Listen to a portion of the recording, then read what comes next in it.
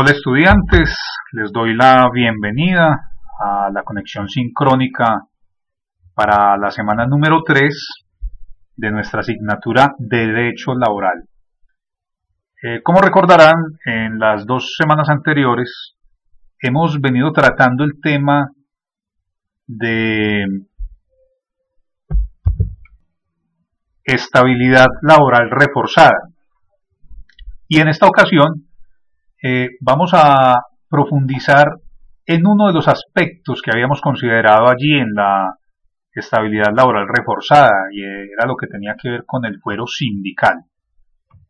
Realmente entre los comentarios de los estudiantes noté un gran interés por esta sección, así como también lo manifestaron con respecto a el fuero para las mujeres en estado de embarazo o en lactancia, y asimismo para aquellos trabajadores que estaban en discapacidad manifiesta.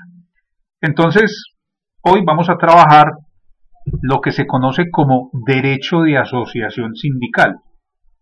Y es que el derecho de asociación sindical tiene vigencia en nuestro país a partir de la expedición de la Ley 83 del 23 de julio de 1931.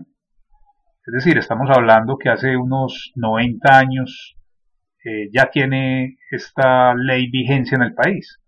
Este se conoce como el primer estatuto expedido en Colombia para regular la actividad sindical y en su momento constituyó uno de los más grandes avances legislativos de la historia en materia laboral, pues se anticipó en varios lustros, en varias décadas, a la noción y a la protección que del derecho de asociación y de libertad sindical se consagraron en el año 1948 y 1949 en los convenios conocidos como los convenios 87 y 98 de la Organización Internacional del Trabajo. Asimismo, también sucedió en las Naciones Unidas en el año 48 con la Declaración Universal de los Derechos del Hombre. En nuestro país, la Constitución Nacional de 1991, en su artículo 39, y como derecho fundamental, consagra que los trabajadores y empleadores tienen derecho a constituir sindicatos o asociaciones sin intervención del Estado, y que su reconocimiento jurídico se produce con la simple inscripción del acta de constitución en el Ministerio de Protección Social. Igualmente, en el artículo 55 de la Constitución se garantiza el derecho de negociación colectiva para regular las relaciones laborales y señala que es deber del Estado promover la concertación y los demás medios para la solución pacífica de los conflictos colectivos de trabajo. Y seguidamente, en el artículo 56 se garantiza el derecho a la huelga, salvo en los servicios públicos esenciales que sean definidos por el legislador. Hablemos entonces del derecho de asociación y empecemos con la definición. Resulta que se establece en el Código Sustantivo del Trabajo, en el artículo 353, tal definición. De acuerdo con el artículo 39 de la Constitución Política, dice el Código Sustantivo del Trabajo, los empleadores y los trabajadores tienen derecho de asociarse libremente en defensa de sus intereses formando asociaciones profesionales o sindicatos, y estos poseen el derecho de unirse o federarse entre sí. Las asociaciones profesionales o sindicatos deben ajustarse en el ejercicio de sus derechos y cumplimiento de sus deberes a las normas del Código y estarán sometidos a la inspección y vigilancia del gobierno en cuanto a lo concerniente al orden público. Sigue diciendo el 353, los trabajadores y empleadores sin autorización previa tienen el derecho de constituir las organizaciones que estimen convenientes, así como el de afiliarse a estas con la sola condición de observar los estatutos de las mismas. Ahora bien, en cuanto al tema de la protección, tenemos el artículo 354, y allí dice: queda prohibido a toda persona atentar contra el derecho de asociación sindical.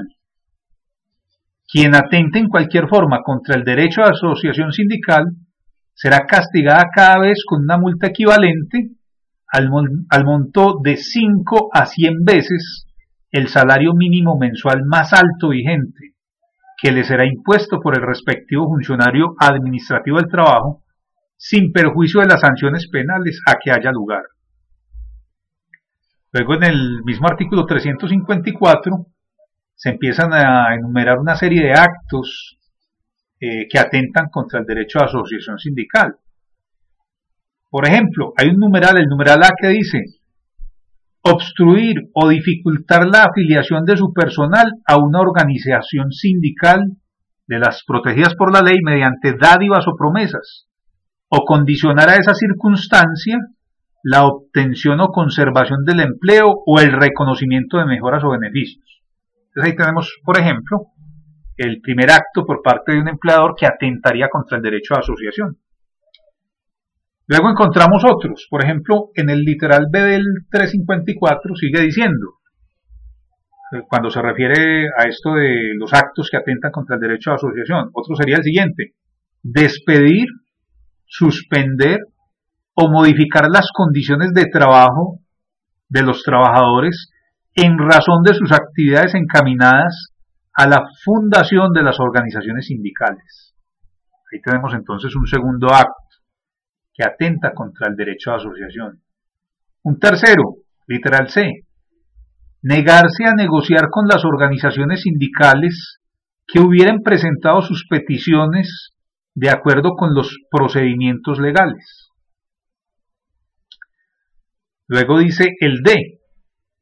Otro acto sería despedir, suspender o modificar las condiciones de trabajo de su personal sindicalizado con el objeto de impedir o difundir el ejercicio del derecho a asociación. Observen pues que ahí llevamos unos 4 actos que atentan contra el derecho a asociación, y hay un quinto. En el literal E encontramos el siguiente: adoptar medidas de represión contra los trabajadores por haber acusado, testimoniado o intervenido en las investigaciones administrativas tendientes a comprobar la violación de esta norma.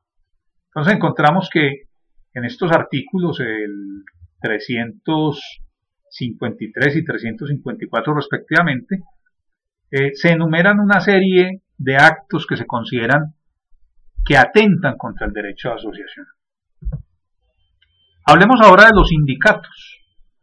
¿Cuál es el concepto de sindicato? El sindicato es una asociación sin ánimo de lucro integrada por los trabajadores de una empresa cuyo objetivo es la defensa y promoción de sus intereses sociales, económicos y profesionales. Un sindicato es una organización de libre ingreso y retiro de los trabajadores. Existen tantas definiciones de sindicato como tantos tratadistas que hay dedicados a analizar esta figura sindical. Ahora bien, conforme al diccionario de la lengua española, sindicato es la asociación formada para la defensa de intereses económicos o políticos comunes a todos los asociados. Sigue diciendo el diccionario de la lengua española: dícese especialmente de las asociaciones obreras organizadas bajo estrecha obediencia y compromisos rigurosos. Hablemos ahora de la clasificación de los sindicatos. Para esto entonces nos tenemos que remitir al artículo 356 del Estatuto Laboral del Código Sustantivo de Trabajo. Allí en ese artículo se definen los sindicatos de trabajadores y se define la clasificación de los sindicatos de trabajadores. Entonces, en el 356 encontramos 4 clasificaciones. La primera es clasificación de empresa. Esto es si los sindicatos están formados por individuos de varias profesiones, oficios o especialidades que prestan sus servicios en una misma empresa, establecimiento o institución. Por ejemplo, el sindicato de trabajadores de la empresa X.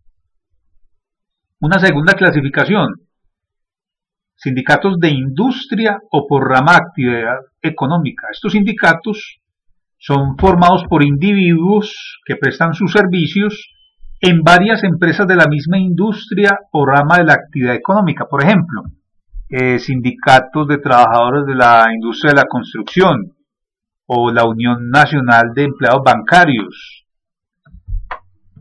Una tercera clasificación, sindicatos gremiales. Estos sindicatos están conformados por individuos de una misma profesión, oficio o especialidad. Allí como ejemplo podríamos mencionar la Asociación Nacional de Conductores o Choferes de Colombia.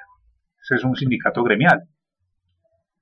Una cuarta clasificación es la que se denomina como sindicatos de oficios varios. Estos sindicatos son formados por trabajadores de diferentes profesiones disímiles o inconexas, es decir, diferentes. Y en estos sindicatos solo pueden formarse en los lugares donde no haya trabajadores de una misma actividad, profesión u oficio en el número mínimo requerido para formar un sindicato gremial. Y solo se podrán formar sindicatos de oficios varios mientras subsista esta situación. Este tipo de sindicatos no es el más común. Muy bien, hablemos ahora de la constitución y la personería jurídica de los sindicatos. Y es que el número mínimo de afiliados para constituir y subsistir un sindicato es de 25 trabajadores. Y si se trata de un sindicato patronal, requiere no menos de 5 empleadores independientes entre sí. Toda organización sindical de trabajadores, por el solo hecho de su fundación y a partir de la fecha de la Asamblea Constitutiva, goza de personería jurídica y deberá inscribirse en el registro que para tales efectos lleva el Ministerio de Protección Social. Bueno, entonces hablemos de ese proceso de constitución. En primer término, los trabajadores, como decíamos, un mínimo de 25, se van a reunir en una asamblea de constitución, así se le llama. En esta asamblea de constitución deben suscribir un acta de fundación. En esta acta se expresan los nombres de todos los trabajadores que se asociaron en el sindicato, se relacionan sus documentos de identificación, la actividad que ejerzan es decir, la actividad que los vinculen, asimismo el nombre y el objeto de la asociación. A renglón seguido, en la misma reunión o en reuniones sucesivas, se discutirán y se aprobarán los estatutos de la asociación y se designará el personal directivo. Todo lo que se decida o todo lo que se trate en estas reuniones tienen que constar en actas. En tercer término, y una vez realizada la Asamblea de Constitución, el sindicato debe comunicar por escrito al empleador y al inspector de trabajo, o en su defecto al alcalde del municipio, la constitución del sindicato. Tienen que comunicar esa constitución, con la declaración de los nombres e identificación de cada uno de los fundadores. Entonces, el inspector o el alcalde pasarán igual comunicación al empleador de manera inmediata. Luego de eso, dentro de los 5 días hábiles siguientes a la fecha de la asamblea de fundación, el sindicato debe presentar ante el Ministerio de la Protección Social una solicitud escrita donde ellos piden la inscripción en el registro sindical. Bueno, esa inscripción tiene que ir acompañada de una serie de documentos, como por ejemplo copia del acta de la fundación suscrita por los asistentes con la indicación del número del documento de identidad, también la copia del acta de elección de junta directiva suscrita por los integrantes, también con su documento de identidad. También habría que anexar la copia del acta de la asamblea en la que se aprobaron los estatutos. Asimismo, un ejemplar de los estatutos del sindicato debidamente autenticados por el secretario de la junta directiva. Asimismo, la nómina de la junta directiva y el documento de identidad de ellos. Y también la nómina completa del personal afiliado y el documento de identidad de los mismos. Después de que el Ministerio de Protección Social recibe la solicitud de inscripción, ellos tienen 15 días hábiles que se cuentan a partir de la fecha de su presentación para admitir o para formular objeciones o también para negar la inscripción en el registro sindical. Todo esto que estamos mencionando es de acuerdo al Código Sustantivo de Trabajo y encontramos toda esta información entre los artículos 364 a 372. Luego de que se pronuncie el Ministerio de Protección Social sobre la admisión o no, o las objeciones que hayan a la inscripción del registro sindical, pasa lo siguiente, y es que el acto administrativo mediante el cual se inscriba en el registro una organización sindical tiene que ser publicado por el Ministerio de Protección Social una sola vez en un diario de amplia circulación nacional, dentro de los 10 días siguientes a su ejecutoria. Y un ejemplar del diario tendrá que depositarse en el registro sindical del Ministerio de Protección Social. Ahora bien, si se presentan modificaciones a los estatutos del sindicato, estas modificaciones deben ser aprobadas por la Asamblea General del Sindicato y se tienen que remitir al Ministerio de Protección Social con copia del acta de la reunión donde consten las reformas y las firmas de los asistentes. Ahora bien, para que el sindicato pueda actuar como tal, es decir, ejercer sus funciones y sus derechos, es una obligación que esté inscrito ante el Ministerio de la Protección Social. Además, es importante tener presente que la personería jurídica, es decir, la capacidad del sindicato para ser titular de derechos y obligaciones, se adquiere desde el momento de su fundación o constitución en la Asamblea. Y la capacidad de actuar como sindicato y realizar actos jurídicos requiere la inscripción en el Ministerio de Protección Social. Hablemos ahora de la organización de los sindicatos. Bueno, podemos decir que conforme a la reglamentación del Código Sustantivo de Trabajo, desde los artículos 359 en adelante, los sindicatos presentan, entre otras, las siguientes características en su organización. Como primera característica, ya lo habíamos dicho, el número mínimo de afiliados es de 25 afiliados. Debe constituirse entonces con un mínimo de 25 afiliados. Esa es una característica. Otra característica tiene que ver con los estatutos. Y es que toda organización sindical tiene derecho a redactar libremente sus estatutos y reglamentos administrativos, los cuales contienen en lo general la denominación del sindicato y su domicilio, también el objeto del sindicato, también las condiciones de admisión para los afiliados, las obligaciones y los derechos de los asociados, la forma en que se define la junta directiva, la organización de las comisiones reglamentarias y accidentales, asimismo la cuantía y periodicidad de las cuotas ordinarias y la forma de pago de las mismas.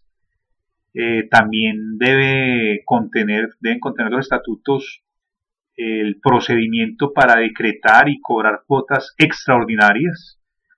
También se deben definir las sanciones disciplinarias, asimismo la época de celebración de las asambleas, los reglamentos, el quórum con que se puede debatir, las votaciones, cómo se hacen, también tienen que estar allí en los estatutos del sindicato.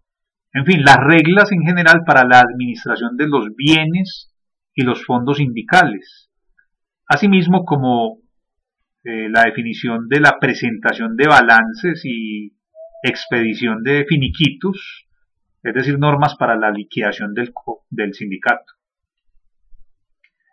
De otro lado, los artículos 373 y 374 del Código Sustantivo de Trabajo señalan de manera general las funciones de los sindicatos.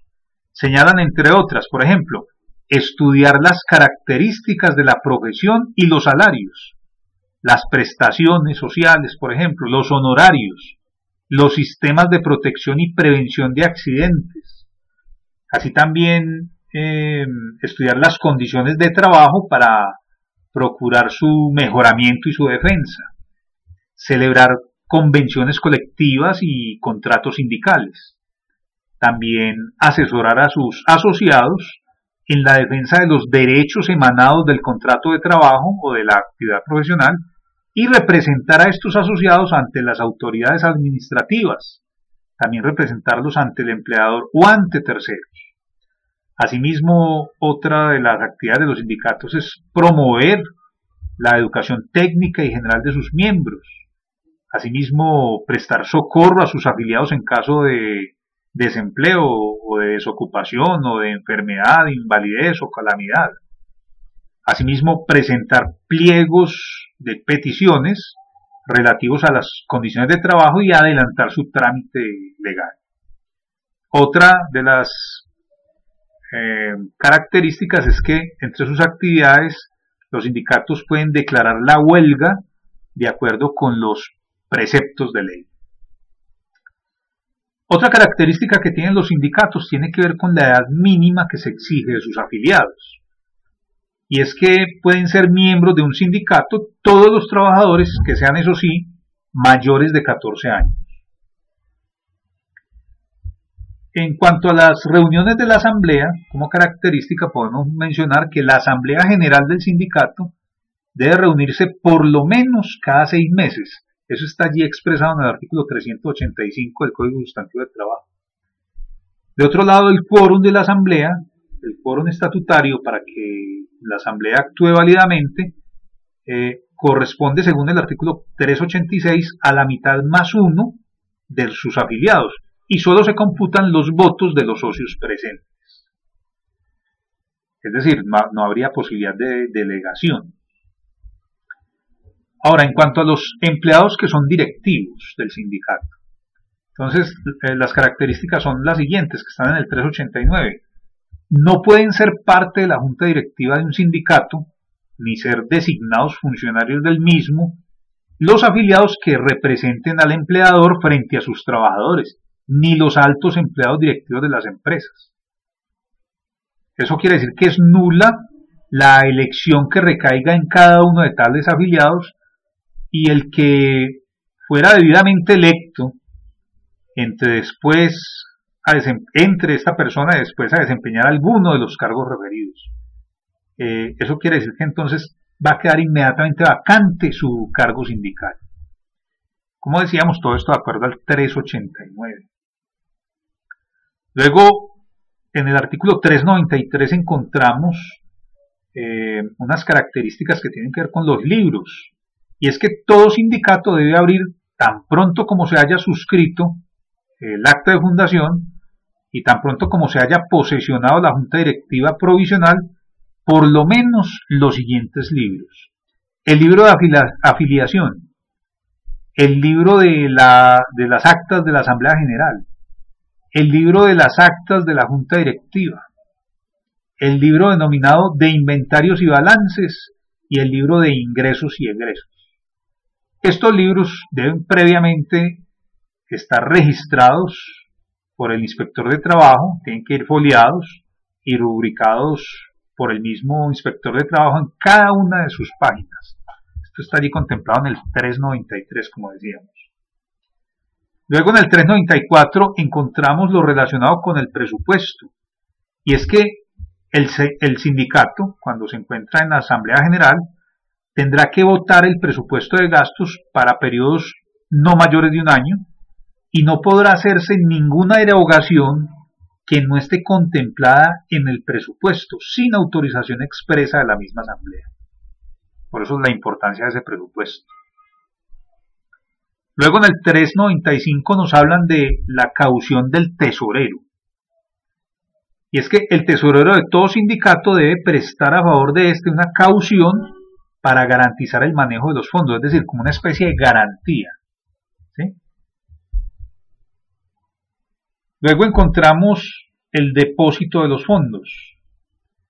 Los fondos de todo sindicato deben mantenerse en algún banco o en una caja de ahorros. Eso lo vamos a encontrar en el artículo 396. salvo que la cantidad para gastos cotidianos menores estén debidamente autorizados en los estatutos. Pero eso sí, estos gastos autorizados menores no pueden exceder en ningún caso del equivalente al salario mínimo mensual. Eso significa que todo giro y orden de pago deben estar autorizados por las firmas conjuntas del presidente del sindicato, del tesorero y del fiscal del sindicato. Finalmente encontramos otra característica en el artículo número 400 del Código Sustantivo de Trabajo referente a la retención de las cuotas sindicales. Y es que toda asociación sindical tiene derecho a solicitar que los empleadores respectivos deduzcan de los salarios de los trabajadores afiliados y pongan a disposición del sindicato el valor de las cuotas ordinarias o extraordinarias con que los afiliados deben contribuir. Hablemos ahora de la disolución y liquidación de los sindicatos. Y es que según el artículo 401 del Código Laboral, un sindicato o una federación o una confederación de sindicatos tendrá que disolverse según unos parámetros o unas exigencias de ley. Por ejemplo, si se cumple cualquiera de los eventos previstos en los estatutos del sindicato, es decir, en esos estatutos que se efectúan al fundarse el sindicato, se determina también qué podría ocasionar la disolución del mismo. Si se incurriera en uno de ellos, entonces habría que liquidar el sindicato y disolverlo primero. Otra segunda razón sería por acuerdo, ¿sí? Es decir, cuando no menos de las 2/3 partes de los miembros de la organización sindical hayan adoptado esa decisión en la Asamblea General y eso sí hayan acreditado con las firmas de los asistentes esa decisión. Otra razón para disolver y liquidar el sindicato podría ser por una sentencia judicial. Y una cuarta razón sería por la reducción de los afiliados a un número inferior a 25. Perdón. Luego, en el artículo 402, hablan específicamente de la liquidación del sindicato. Allí encontramos lo siguiente. Al disolverse un sindicato, federación o confederación, el liquidador designado por los afiliados o por el juez aplicará los fondos existentes, el producto de los bienes que fuera indispensable enajenar y el valor de los créditos que recaude, en primer término, al pago de las deudas del sindicato, federación o confederación, incluyendo los gastos de liquidación. Si hubiere remanente, se reembolsará a los miembros activos las sumas que hubieran aportado como cotizaciones ordinarias, previa deducción de las deudas para con el sindicato, y si no alcanzare, se les distribuirá a prorrata o proporción de sus respectivos aportes.